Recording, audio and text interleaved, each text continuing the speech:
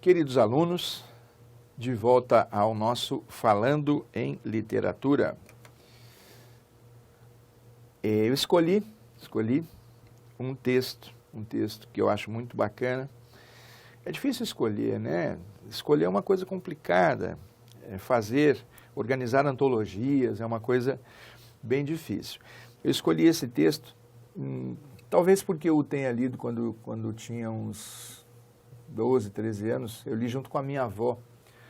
Em vez de mostrar uma história infantil do Monteiro Lobato, a aritmética da Emília, Emília no País da Gramática, o Sítio do Pica-Pau Amarelo, Reinações de Narizinho, aquelas coisas, a minha avó leu junto comigo, eu nunca vou me esquecer disso, esse texto, Um Homem de Consciência. Talvez por isso eu o tenha escolhido, né? Você sabe que o Monteiro Lobato foi um escritor particularmente significativo no início do século no Brasil, por ter sido uma espécie de criador da literatura infanto-juvenil brasileira, né? E ele o fez com muita competência, Só que ele não fez só isso, né? Escreveu também Urupês, Cidades Mortas, né? E outras tantas obras. Legal?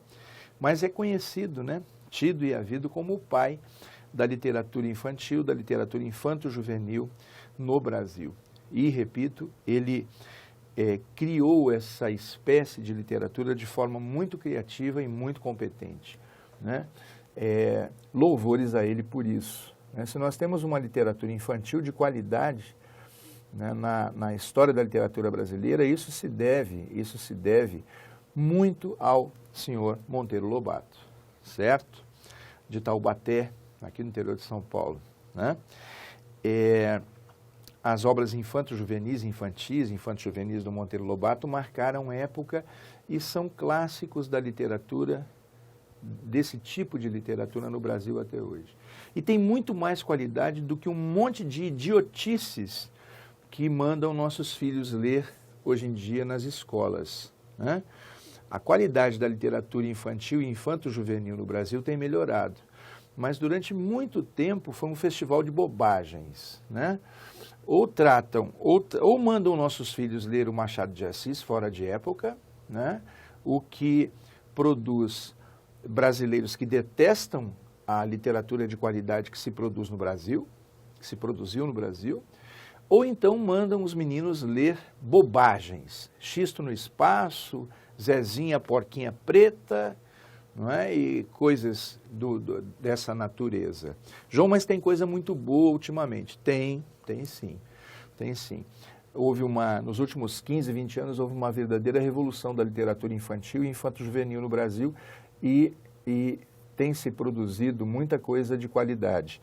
Mas durante muito tempo houve um espaço em branco em que nossos filhos leram muita besteira na escola, muita bobagem, que não leva a absolutamente nada. Os meninos ou são tratados como gênios, porque tem que entender o Machado de Assis fora de época, né? Eu nunca me esqueço, mandaram a minha filha ler a Clarice Lispector, Perto do Coração Selvagem, quando ela estava no 6º ano. Isso é um absurdo. A pessoa vai detestar aquilo e não vai ler. Hoje em dia você tem resumo de tudo, né? Então não é incentivo à leitura, é incentivo ao desprazer, né? Não é leitura para uma pessoa do 6º ano, né? Ela passa a detestar a literatura que lhe propõe na escola, e com toda razão. Ou então tratam as crianças, né, como imbecis, né? Propondo a leitura de bobagens, de imbecilidades, de coisas mal costuradas, mal feitas, mal escritas muitas vezes, e assim vai. Estou falando isso porque o Monteiro Lobato foi brilhante na literatura infantil e infanto-juvenil que ele criou. Se os meninos hoje em dia lessem a obra do Monteiro Lobato na escola, né, muito possivelmente eles tomassem gosto pela literatura e pelo hábito de ler, tá certo? É célebre a frase dele mesmo, né? Do Monteiro Lobato: um país se faz com homens e livros, né? Um país se faz com homens e livros. É uma frase que ficou famosa. Vamos à nossa leitura. Espero que vocês gostem, que vocês admirem. Para mim foi um texto marcante, espero que para vocês também seja. Vamos nessa? Vem comigo aí. O conto abaixo é de autoria de Monteiro Lobato, integra o livro Cidades Mortas e pertence à era pré-modernista da literatura brasileira. Monteiro Lobato é uma apresentaçãozinha aí que eu escrevi, tá? Monteiro Lobato é nome de irrefutável destaque em obras relacionadas ao regionalismo e à denúncia da realidade brasileira.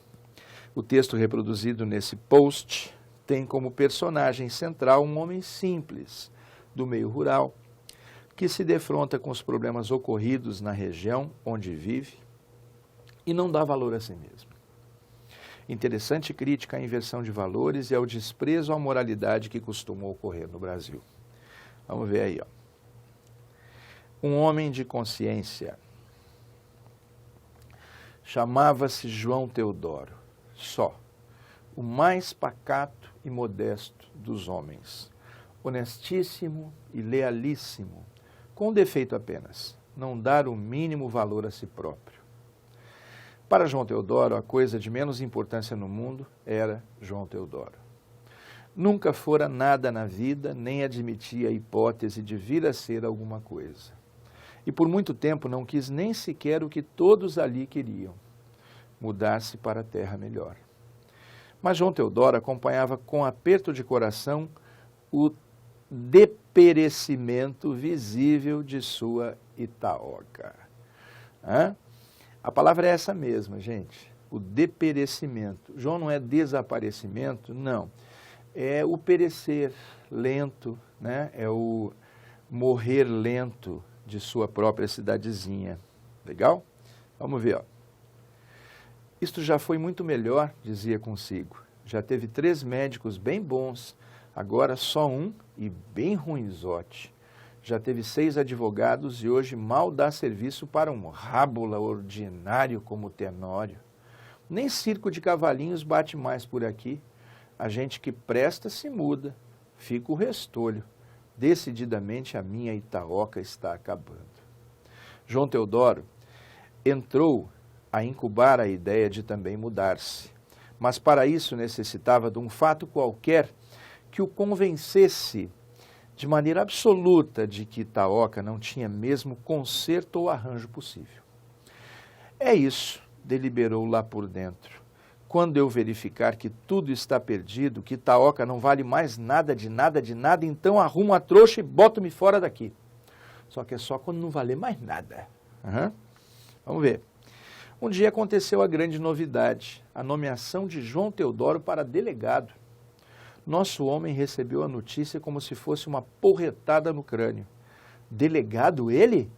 Ele que não era nada, nunca fora nada, não queria ser nada, não se julgava capaz de nada? Ser delegado numa cidadezinha daquelas é coisa seríssima. Não há cargo mais importante. É o homem que prende os outros, que solta, que manda dar sovas, peias, surras, que vai à capital falar com o governo. Uma coisa colossal ser delegado. E estava ele, João Teodoro, delegado de Itaoca. João Teodoro caiu em meditação profunda. Passou a noite em claro, pensando e arrumando as malas. Pela madrugada, botou-as num burro, montou no seu cavalo magro e partiu. Que é isso, João? Para onde se atira tão cedo assim de armas e bagagens? Vou-me embora, respondeu o retirante. Verifiquei que Itaoca chegou mesmo ao fim. Mas como? Agora que você está delegado? Justamente por isso. Terra em que João Teodoro chega a delegado, eu não moro. Adeus. E sumiu. Ter sido nomeado delegado, para ele foi o fim da cidade. Uma cidade que tem a mim como delegado realmente acabou. E ó, pé na estrada. Não sei exatamente porquê, é uma história curta, interessante. Eu não sei exatamente porquê esse pequeno texto ficou marcado na minha pré-adolescência, E de alguma forma a lição que a minha avó quis me dar foi a de que nós temos que nos dar valor, Nós temos que nos valorizar por o que seja, mas temos que nos dar valor. Legal? Espero que vocês tenham gostado. Né? Conto sempre com a companhia de vocês. Contem conosco aqui do NEAF e espero vocês sempre para o nosso projeto literário, o Falando em Literatura. Beleza? Obrigado, gente. João Marcos. Valeu.